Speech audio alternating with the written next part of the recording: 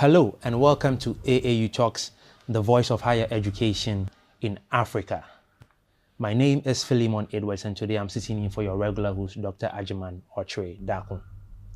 Have you heard about climate change? My guess is a yes. What do you know about climate change? Particularly as a young African, how would you think climate change affects you and what can you do about it? Well, this is why we are here today. When we come back from the break, I will introduce my guests and we'll get straight into the conversations. Stay tuned.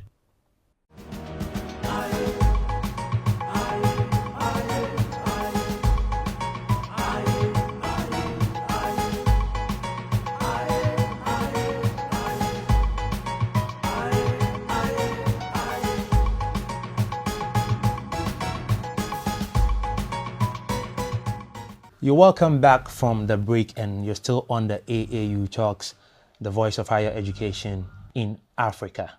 In the studio today to discuss issues about climate change, Bismarck is currently the Chief Technical Officer at the All Africa Students Union, and that's the regional body for all students in Africa.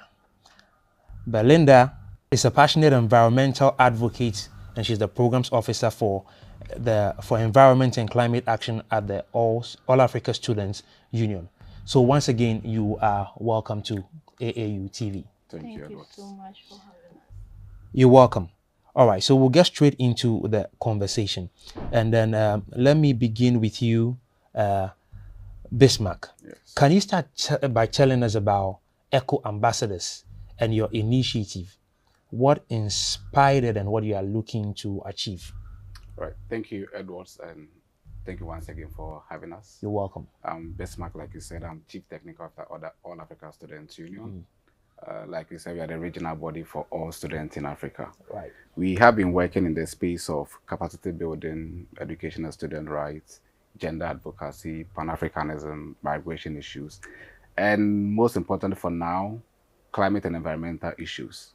What we have seen is that there's a lot of policy issues that have to do with climate, but youth and student involvement have been very marginal in the African region. Okay. And because we are located in Ghana, I also say in Ghana as well. So we've done a lot of advocacies in universities, mostly hinged on how universities can embed green actions into their curriculum. Okay. But the most important thing we see is that student involvement has been quite marginal. And so, being the student body for Africa, we decided that we should pay much more attention to that space. Okay. And have something going on between the student, the staff, the management.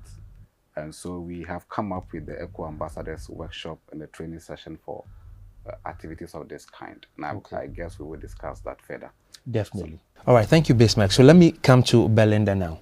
Now, often Africa is highly seen as a vulnerable continent when it comes to environmental shocks.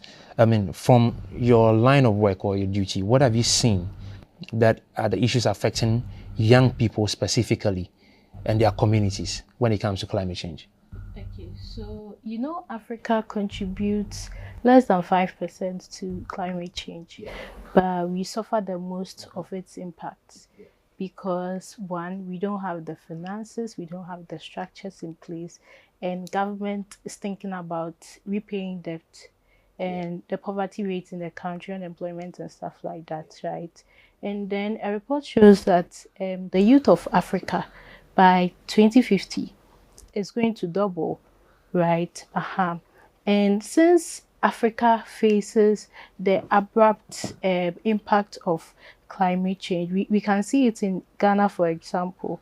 The coastal areas of Volta region have had rising in sea levels that has entered people's homes, forcing them to move out of their original settlement. In the Sahel, for instance, last year they recorded high heat waves, right? In the northern region, farmers are confused. When is the rainy season coming? Last year, for example, the periods that they think that the rain will come, and then that is suitable for planting their seedlings. The rain doesn't come. You get it? So this causes a lot of loss. So this is tied to our initiative of the Eco Ambassadors. So as youth, what are we doing to brace ourselves for the future ahead. So the Eco Ambassadors under the team Youth for Sustainable Futures and Environmental Justice, we seek to gather students and youth across Ghana. We are starting with Ghana first, and then we'll catapult it across the other African countries. So how can these youth be empowered to take initiative?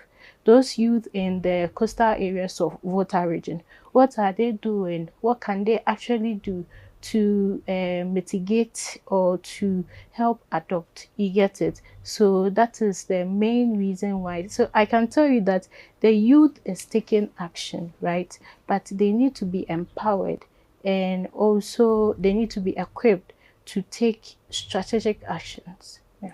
Okay, so still on Ghana, based on what you just said, what do you think is the figures when it comes to how knowledgeable young people are with regards to climate change? Okay, so last year, ASU organized a financial literacy workshop. Okay. And then, as part of the workshop sessions, we had a climate session. So the views among the students at the event were kind of off. They didn't know why it was important for climate change to be embedded. But looking at this year, last Saturday we had an event with ISEC, and they organized a survey to capture the voices of students as to what topics they should center on in their upcoming projects, right? So the major issues that students raised was for climate change and policy. So I can tell you for a fact that now more than ever, as compared to the previous years, students are eager to learn more about climate change and to take action. That is very good to know then. That gives me some hope. Yeah. So let's make it a broader picture. Back to you, Bismarck. So in Africa, 70% of the population is under the age of 30 years. Yes. Okay, so it means that many young people are likely to be affected by this. So what do you think the role of the young people must be in championing these issues regarding climate change? Yes, but maybe to even add up to what my colleague said earlier, what you realize in the African space is that climate awareness is only very vast among students who are taking climate courses in school. But for a student who is not doing the regular environmental science or sustainability or climate change courses, they are not aware. Meanwhile, we are the most impacted. And so one of our policy spaces has been that universities should embed climate education into every course on the university campus, not because a student is taking management, he doesn't know about climate. Everybody should know about the climate because it's impacting everybody and everyone. Now, to your submitted question, what happens in the youth space these days is that we do not see youth who are very active in the climate space unless, of course, they have taken that course. So what should be done is there should be awareness created at the very first of their education. And this awareness should not only be in the higher education spaces. Students should be aware from when they are in high school. So we are doing our advocacy through the high school because that will inform their choices of courses in the university. So while that they are able to choose those courses, they are able to now choose careers that have climate inclined courses for the education in Ghana. And if you look at the African region, you will see that except for universities in, say, Ghana, who have some, most other universities do not even have climate courses that students have to even select. They are more inclined on maybe business courses or law. But climate can be included in every other course. And that's what we call in our African, our workplaces, greening the curriculum for every student to take up actions on. Thank you. Right. So I can safely consider that as more or less like one of the barriers you are seeing so far, because my next question was going to be what are some of the systematic barriers preventing young Africans from participating in climate action. So beyond this, what you have just said, is there any other barrier that is hindering? Certainly. There are two major barriers that we have seen from our work in this space. One major barrier is the lack of resources. And the second one is recognition. Now, lack of resources is not only funding, but lack of resources in the space of even mentoring and coaching for students. And the key one is the lack of recognition. Now, like my colleague said, there are a lot of students who are taking initiative. Youth are taking initiative, but that initiative is not being more impactful for the nation and even for the Africa because they lack recognition, especially for students who are on campuses and taking activities. The university have much more use for their monies than to support student initiative about climate change and all of those. So the lack of resources and the lack of recognition is really, really impeding the work that students are doing in these spaces. That sounds like a big problem. Yes, it is. Because see, the climate imperative is not only for it's not a segmented effect. Yeah. It impacts everybody. Yeah. You will not understand it unless you go to the village to see how drought has caused food production to be lowered. Yeah. Or even when the rains come, they come too much and then there's flooding. Yeah. So you see that we are having drought, Yeah. or finally when we have the rains, it is too much. Yeah. And it is eroding arable lands. And that has impact on healthcare, it has impact on agriculture, it has impact on even education infrastructure. So when we don't cater or take climate action very importantly, we are going to suffer in all facets of our lives. Okay. That's interesting. Now, you did mention already some actions that have been taken, Yes. and you are also trying to do yours. So let me come to you with that, Belinda. We have seen a lot of movements or action taken by various groups or bodies when it comes to climate change across Africa. Can you share some examples of your personal, journeys around the climate change issue, whether with ECHO ambassadors or on your personal journey? Okay, thank you so much for the question. So, last year around December, there's an organization, SOS International. Yeah. So we were helping them map out student and youth-led organizations across Africa and pitch to them the idea of the Green Office model. The Green Office model is where at every university, the university structure sets up an office that has a coordinator. The coordinator will coordinate a number of volunteers who will be paid to take up initiative on their campuses and in their environment. So in our quest to do that, we came across so many organizations, and in Ghana we knew a number. Across Africa we knew a number, but it opened our mind and broadened our minds to the structural deficits as what Bismarck highlighted. But a number of organizations I can mention, let me start from Ghana. So it's the UGPRP. So UGPRP is University of Ghana Plastic Recycling something. I've forgotten. Yes. So they are in charge of plastic segregation on UG campus. And there's Soya Africa, which I think their headquarters is in Ghana. So it has like a group of robust students who take actions, right? So we know of the Bus Stop Boys. They are really doing well in Ghana. Yes. So outside Ghana, there are other organizations, but outside Ghana too, there is Quest Initiative. So it's Know Your Wildlife Zambia.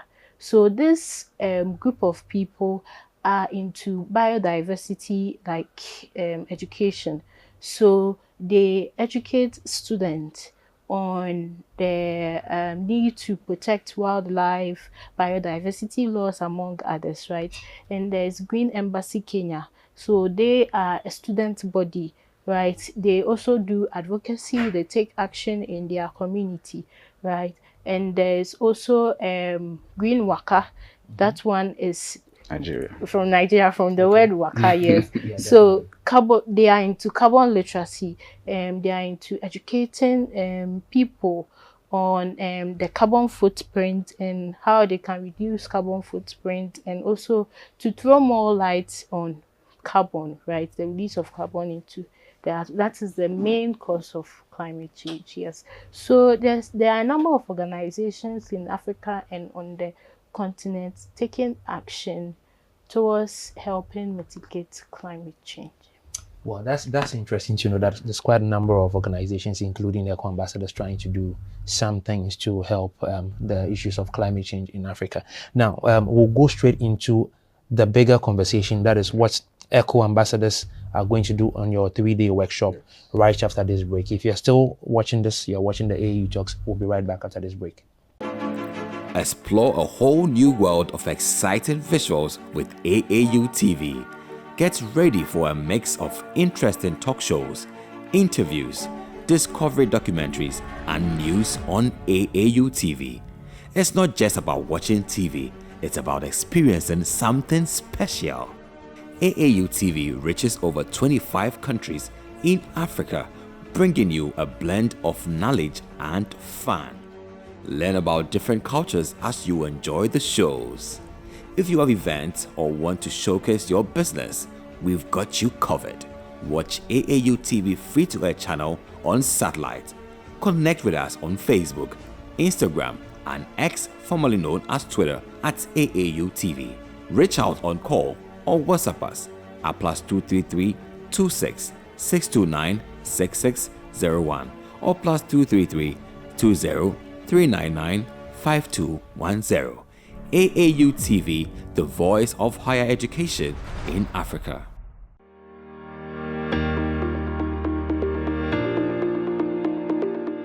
Are you a student seeking to pursue a master's degree program but is constrained by location, time, or simply a hectic schedule? Are you a university or college unable to create or digitize your own master's degree programs due to expertise or funding constraints? AAU eLearn Africa LMS has the answer to all your online education needs. Develop your online master's degree programs now at a totally free cost on a platform that is highly customized and secured. The platform's analytic and proctoring feature, calendar with automatic alerts for activities and to-do list, automatic marking of tests in a variety of formats, optional peer review of written assignments, plugin feature, and several more features are only a few of its important functionalities. With the availability of highly skilled and experienced instructional designers and other staff, universities are assured of online degree programs that meet international standards. Online education provides African universities with competitive positioning, scalable access, multiple nodes, multiple modes of communication, virtual collaboration, and a wider selection of programs. Consequently, online master's degree programs have become a viable option for higher education in Africa due to challenges such as infrastructure, graduate output, and lack of funding. Therefore, partnerships and collaboration between enterprises and academic institutions are needed. Admissions are open for the online degrees with Rhodes Business School South Africa and Njala University Sierra Leone. Also, institutions interested in partnering with us to develop their own online master's degree programs should submit an expression of interest. AAU eLearn Africa LMS provides low-cost online master's degree programs to all students and assists universities to digitize their existing master's degree programs as well as help them develop new ones from scratch. For any inquiries and submission of expression of interest, please email us at info@elearnafricalms.com or aaulms@aau.org. Don't miss out on this opportunity for a global and online educational experience.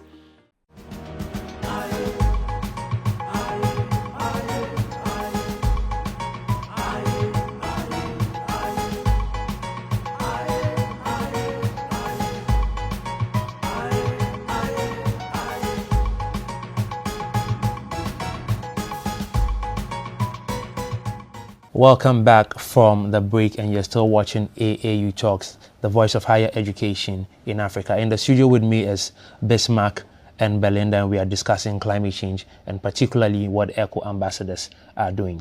Welcome back from the break. Thank you. Okay, so let's talk about the eco ambassadors workshop. What topics are participants going to explore over the next few days in this conference? Yes, the ENCO Ambassadors Workshop is an initiative of the All Africa Students Union. Okay. We have understood the deficit that youth and students are having in the climate space. One of the key solutions is the ENCO Ambassadors Workshop. we have seen a lack of or a deficit in awareness of climate action, environmental justice, Okay. sustainability issues among the youth. And we think beyond the policy advocacies we do at the All Africa Student Union, we need to take much more action, very feasible physical action of training youth and students in a climate space. So this workshop is bringing together youth and students from, for now in Ghana, who want to understand issues about climate change, sustainability, and which actions they can take as youth to be part of this movement. And so for the next 3 days, 30th to 1st of August, Okay. we are going to have this discussion right here at the Association of African University. And we have opened up a registration form for every student to join this discussion. Okay. All right. So still on the workshop, when I read your brief, I came across the peer-led reflections, scenario exercises, and project design labs. Why is it that you have chosen these approaches for the conference? So we realize that the climate education is not theoretical. Okay. If it is going to be theoretical, we do not want to be part of that, but it should be much more of sharing ideas, initiatives that other organizations are doing. Okay. So we've partnered with quite a number of climate change and climate sustainability organizations in Ghana, Okay. who are coming to share their ideas. It's going to be a peer-to-peer discussion about what are you doing, what are we also doing, what is different, what is similar, how can we build synergies across the work that we are going to do. So we're going to have a peer-to-peer discussion. We're going to have simulation exercises where students are going to take on a question or some kind of task and see which solutions are going to be better fit for it. And how do we undertake advocacy campaigns in Ghana? If you want to let the universities take on climate education, how are we going to approach those things? How are we going to convince universities? How are we going to convince the national government about climate change, sustainability, and what initiatives are going to be better for us? So we're going to do that not in a very theoretical form. We're going to have workshop groupings, simulation exercises, and peer-to-peer discussions. That's very good to hear. I'm excited to know that you are including other people in a conversation where you're finding out what they are doing and what you are doing, and then you can compare notes and know what you are doing differently and how you can help each other. Certainly. It's a good thing for me because usually when things are happening in Africa, most of the time you find people trying to do things by themselves and not engaging other people, and they always want it to be their own led initiatives. But this is very impressive to hear that you are engaging other people. Thank you. Well, so back to you, Belinda. I know that this initiative is aimed at building a network across Africa. I mean, how are you building this network and what is the vision behind it? I mean, the entire network thing for Africa. Okay, so first of all, we are calling on people to fill the form and also suggest if they want to be an eco ambassador. Okay. So all the individuals who willingly say that I want to be an eco ambassador would be absorbed by the organizations that Bismarck talked about. Okay. So we are not going to make it like an ASU thing. You get it? Okay. We are involving the other environmental organizations. So Gaio, for example, has an eco club in a number of tertiary institutions. So the those who opt to be an eco ambassador, if you are already in a tertiary institution, you can be absorbed by Gaio and join their organize their eco club and then get to take action on their campuses. You get it? So these individuals are going to be absorbed by organizations and we are not going to leave you hanging. So we are building a network of change makers. So we are still going to interact with these eco ambassadors, bring them on whatever initiative that ASU or the other organizing partners are taking, so that we continue to lead the force, because we agree that together we are a force. That's a beautiful thing, and I can agree less with what you just said. Now, is this the first time you were doing a thing like this? So yes, this initiative is the first time we are undertaking this. But we've had discussions on this some years ago. Right. But this is the premier Eco Ambassadors Workshop. Okay. happening. But beyond this, have you had any similar kind of workshop in relation to this? Yes, I think in 2023 we had a climate education workshop. This workshop was held in Ghana and also I think Zambia or something, right? Even till today, we have a digital platform where all those that join the workshop are on. Okay. That we still engage them, try and find out what they are doing in their respective countries, right? And also keep on the charge because we know that climate education does not end. Every time new happenings take place and you have to get yourself, you have to learn even more. Okay. All right. So Bismarck, with what Belinda just said, do you have any standout stories from that first, the other one that you did? Yeah. You know, any inspiring stories from that one, from maybe that probably led you to do what you're about to do now with the Eco Ambassadors? I think what we have done in the past is really on advocacy, Okay. which we have done in Ghana. We've done some in Kenya. We've even done some with our global partners in the Netherlands. And we have developed documents for this. The Eco Ambassador is an outcome of this initiative and consultations that we have done over time. I mean, one of those documents is going to be presented at the 16th conference that AU is going to have in Morocco. I think on the subteam on climate change, we are going to present that document to the conference as an outcome document on the workshop and consultations we have done over the period. And the major outcome is this project that we are currently undertaking. This project is hinged on, I mean, the bigger goal is to get universities to accept this in their spaces, allow students to undertake projects that will be co-funded by themselves. But we want to bring together the entirety of Africa to rally around that in a project of this kind, because we can't do this sitting in our homes, in our offices only. And it's not a competitive space for us. So we are bringing on board all other partners in the climate space who have a similar initiative. We can't do different things in a parallel version. No. If we want to fight the climate very well, we have to come as a force. Yeah. So we want to build synergies across all the other organizations in this space who have initiatives of this kind, who we can build up on. We don't want to do something someone is doing already. We can add up knowledge on that. So we've done consultations widely across Africa. And this is the outcome project that we are going to undertake now. Awesome. So with the mention of universities, Yeah. have you done any direct engagements with them already? Because Yes. you mentioned earlier that you are going through the SHS system, so that the students, by the time they get into the university, Yes. they are influenced. But Yes. what about the university? Have you done any direct contact? We have, in fact, so many of them. What was the Nigeria, Ghana, Kenya. Those are the three that I have very much involved with. Now, what we see in the university space is there's a willingness to do it. Okay. But the funding for such a project is quite huge. And admittedly, they have quite responsibilities on their neck. Things like curriculum development, payment of infrastructure. Some of the universities are not funded by government. Right. And so we see a much more rigid approach to accepting the proposals we are given.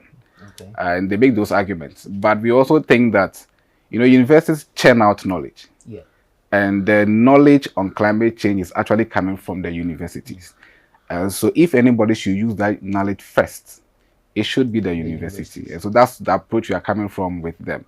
We see a willingness to do it, but the lack of funding. So what we are exploring currently is how we can get funding from private partners to help the university be able to set up these offices, what she called a green office. Yeah. It's actually a structure that have a university management, a staff body, and students involved, with funding from the university. And so when funding cannot come from the university, they will need to look outside, because it's a very good initiative that the university can take on. So we've been doing these advocacies with them, and they've quite been receptive with us, and they've been honest to tell us what the challenges are. But we will find a way out to see how this project becomes very successful with them. So Belinda, you did mention the green body earlier as well in your submission. Yeah. And you did mention some sort of incentive where students who come on board can be paid. Yeah. Do you think it's enough incentive to get people on board, or probably people just be interested because of the money and not for the real action? Well, I think it's both. Some Okay. would come because of the money. Others will come because they are taking action, especially those in that space, those who are studying courses related to that. And someone would come for both of them. But I think it's a great start that you have students to come and then you incentivize them. So yes, I think yeah. All right. So for any young African who is concerned about the environment but doesn't know where to start from, what would be your message for them? So I would tell any young person who is very concerned about the environment and doesn't know where to start that the Eco Ambassadors training workshop is your first point. Or also, if you can't make it to the workshop, you can as well as start learning about the climate change, what's happening. Get yourself abreast with issues on climate and how they are affecting your community, and start taking action in your immediate community. Interesting. So I'll leave this one for you, Bismarck. What would you tell the policymakers? Okay, she has spoken for the young Africans. Yes. Talk to me about the policymakers. Yeah. What would you tell them? to the policymaker, maybe I'll segregate them into two. Okay. To an employer, for instance, there should be this understanding within your workspace that your skills in the workspace has to be greened. And so you need to really make money to upskill your workforce to go green, to go sustainable. Your buildings at the workplaces should be smart buildings so that we're able to bring down the carbon footprint of your organization. To especially, because I'm in the education space, to especially our educational leaders, I want to appeal to them that this is the time for them to consume and use the knowledge that they have given to the world and to the government and to the employers. That knowledge has to be used first and foremost by them. So we are urging them to incorporate climate education into their curriculum, not just as a standalone program, but as a program that permeates through all of the courses on their campuses and green the skills of students, because the future should be very, very green, and the students who are going through the educational system should have green skills so that they can take up green jobs. Thank you. Great. So finally, how can our viewers support the Eco Ambassadors Initiative? Anybody that's watching us, how can they support? Anybody who is watching us can contact the All Africa Student Union. You go on Facebook, you go on Instagram, Twitter, LinkedIn. Just type the All Africa Student Union and get in touch with our contact numbers are there. Our colleagues who can help you out there. The moment you send us a message, we are able to reach out to you. And the event is coming off. You can also come to AAU during the event as well. Meet with us, have engagement with us, and let's plan projects together. Beautiful.